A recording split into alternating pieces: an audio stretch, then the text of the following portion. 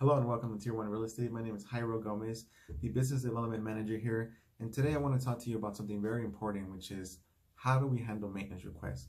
One of the biggest worries about a lot of owners and handling maintenance with the property management company is making sure that it's being done properly, right? Because it can completely make or break a portfolio. And so we want to make sure that we're not just doing things that are unnecessary. So I'm going to go ahead and tell you in a brief story, kind of how we go about it. So whenever we start working with a new owner, what we like to do is as soon as we get a chance to take over the property, walk through it, and make a thorough analysis of what is the current condition of it. Do all the major components work? Is it habitable? Is it clean? Is it in good rentable condition? And when we do that walkthrough prior to letting some new renter in, or the moment we take over a property, then we're able to identify problems before they happen, right? And so that allows us to create solutions and do maybe some preventative maintenance if needed. So that first walkthrough, the moment we walk in, is a huge component. Secondly, is anytime some maintenance is reported, it's usually reported by the renter that's already living in there. So if we've already done an inspection, identified there's nothing wrong, then sometime down the future, maybe the renter calls in and says, hey, I have a leaky faucet, or there's something wet on the wall, or maybe the disposal's not working. There's a variety of reasons why and things that can happen.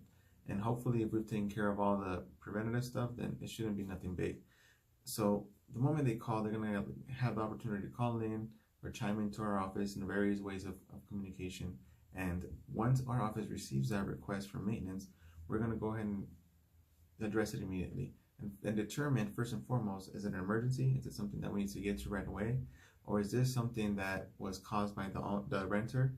And is it something that we need to discuss with the owner to make sure that he's aware of it, right? Because if it's something that's completely major, we're gonna need to have the owner involved for some authorization on how to proceed.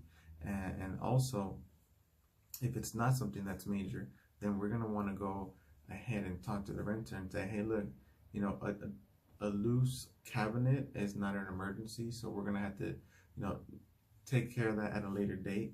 If it's something like a water leak, active water, anything to do with heat completely missing in the winter, or the AC completely not working. If it's a habitability issue, absolutely we're gonna get on top of it right away.